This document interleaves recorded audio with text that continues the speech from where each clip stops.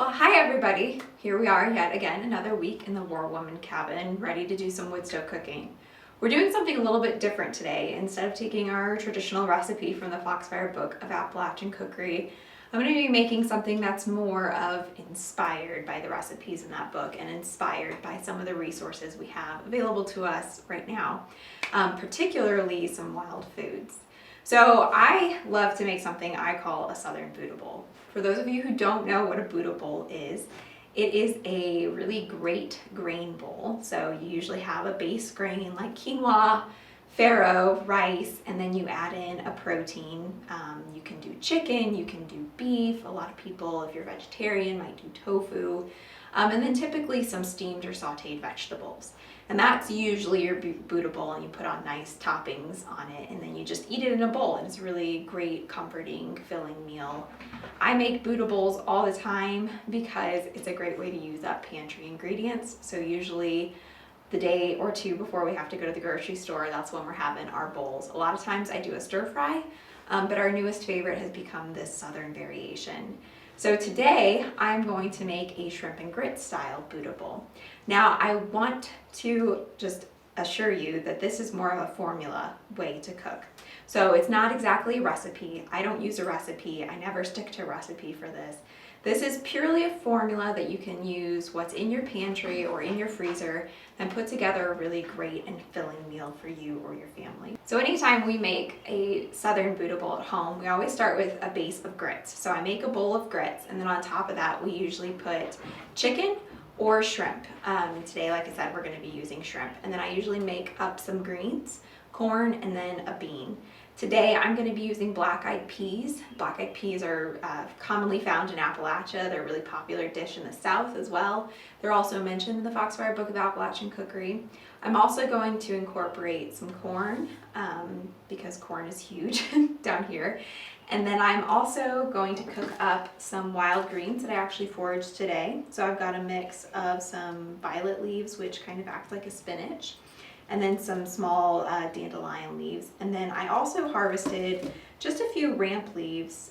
If you had the opportunity to watch our foraging video with Cara Lee, she really emphasized that it's important to harvest ramps sustainably, and one way to do that is to not dig up the root bulb. If you dig up the whole ramp, it won't come back. So I've just cut off the leaves in order to keep our ramp stand going for a couple of years. And then I've got all kinds of great toppings. So let's get started. On our stove, I've got water boiling for our grits. I'm using a quick method of cooking grits, but I've already cooked some black-eyed peas. Those simmered for about an hour in a pot of water. Like I said, I love to do this with just any type of bean I have in the pantry. A lot of times that's black beans, because I typically keep a couple of cans of those, but experiment here. Pick any type of bean that you might have in your pantry. And usually throw it in a pan with some oil and maybe some seasonings to give it a little bit of flair. Now in our cast iron skillet, I've got some oil heated up, and we're just going to start by cooking our corn. Again, like I said, this is a formula that I use, and so I am pulling all kinds of things from my pantry and my freezer. I have about 1/4 of a bag of frozen corn left, and so this is just what we're going to use. And I'm going to dump it in my pan. And I'm just going to get that cooking. And I'll just season this with a little bit of salt and pepper. A great combo if for your corn and beans for seasoning is a little paprika, some cayenne, just to give it a little pizzazz. You can also throw in some garlic if you like. Onions are also a really great addition, tomatoes, things like that. Really, this is a total clean out your pantry. Okay, so while that corn is cooking, I'm going to go ahead and add in my greens just to get them started as well. I'm going to kind of put them on top of the corn so that they steam a little bit more and don't have as much contact directly with the pan.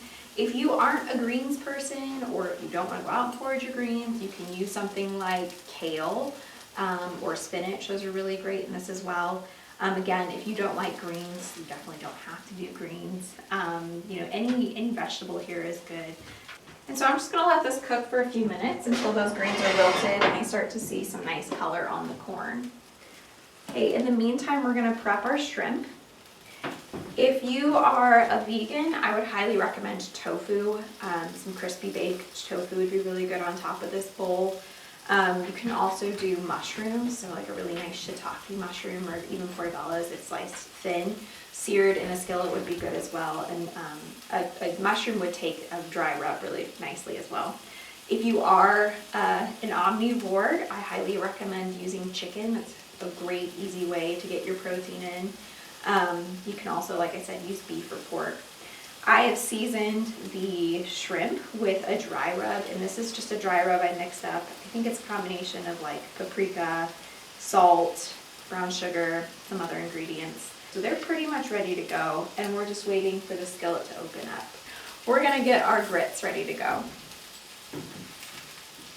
So I've got my grits already measured out. I am not a true Southerner and I use quick grits, or maybe that is a true Southerner thing, I'm not sure.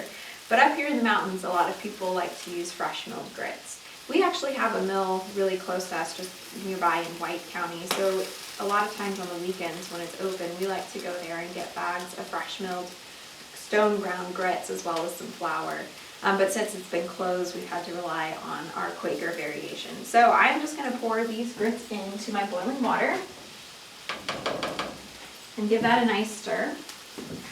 So this corn and my greens are just about done. The greens have wilted and the corn's starting to get a nice color on it. So what I'm going to do is I'm actually just going to push this to the side because I like to use as few pans as possible. Okay, and I'm going to get ready to cook my shrimp. Now, if you have like leftover rotisserie chicken or something, or leftover chicken or beef or pork from the night before, you can just reheat it and you don't even have to cook a separate protein. But today I'm going to sear my shrimp in my pan, and I'm actually going to use this acorn oil that I've had and I've been saving for a special occasion, and I feel like Southern Bootable is probably a really great use for this. This actually came to us from Sean Brock, so thank you, Chef Sean Brock, and was passed to me by our executive director, TJ, to use in a special dish. So we're gonna give this a go. I really don't like to use a lot of oil in my cooking. I personally don't like the way it tastes too much, so I'm just putting in about a teaspoon of oil because my pan is so well seasoned. And now what I'm gonna do is I'm gonna take my shrimp and put it into my skillet. You wanna make sure that they get spread out in an even layer so that they cook evenly.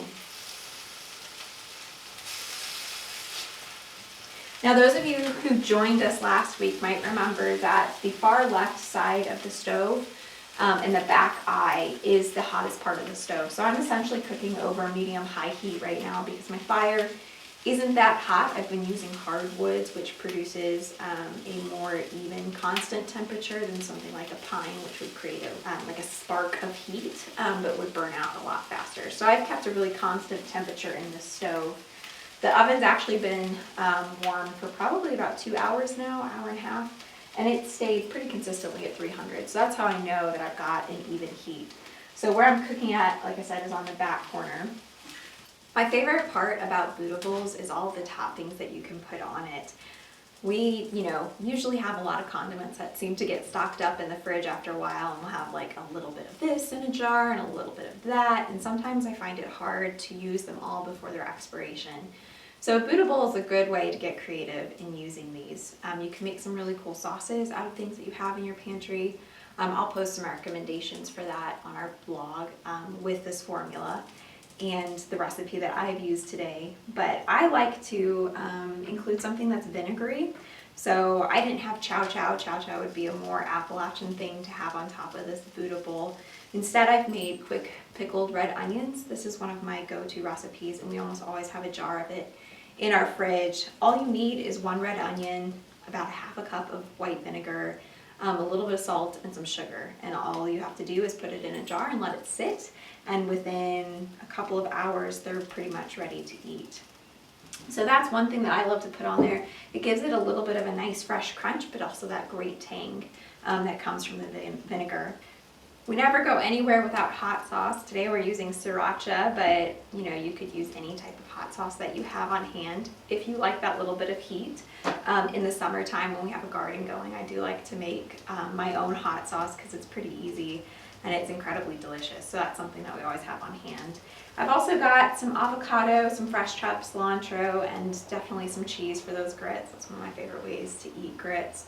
But you could really put any type of herb or sour cream, anything like that on top of this as well. Our shrimp are almost done, so we're gonna go ahead and prep our plates. I'm gonna grab the black-eyed peas out of the warmer, and then we'll start getting these bowls ready to eat. I'm gonna start by just adding in a nice scoop of grits. I'm putting in about a half cup, but you know, however much you like. On top of that, I'm gonna put some cheese so that it starts melting. And then I'm gonna scoop out just a little bit of these black-eyed peas that have been staying warm. Now we get to add some of these shrimp. As you can see, they've gotten a really nice color on them. The greens are wilted, the corn's even started taking up a little bit of color. So I'm just gonna grab a few of these. All right, and now it is my favorite part. I get to add all of my favorite toppings. So like I said, I really love some of these pickled red onions, so I'm gonna scoop a few of these out. If you aren't a pickled red onion convert, I definitely recommend trying them. They're really mild. I know red onions can be a little bit abrasive, or they are very aggressive in their flavor when they're fresh. This really mellows them out and they're almost sweet. And then on top of it all, I'm gonna give it a little bit of sriracha. And that is all there is to it.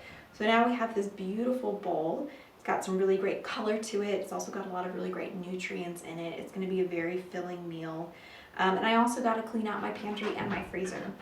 So I will post the formula that I use for this Southern Buddha bowl on our blog. Like I said, I'll also post the exact recipe if you want to make the shrimp and grits variation. But please take this and run with it and share your results with us. Share with us what you're doing. I'd love to see how you guys make your dish. Thanks, and enjoy your lunch.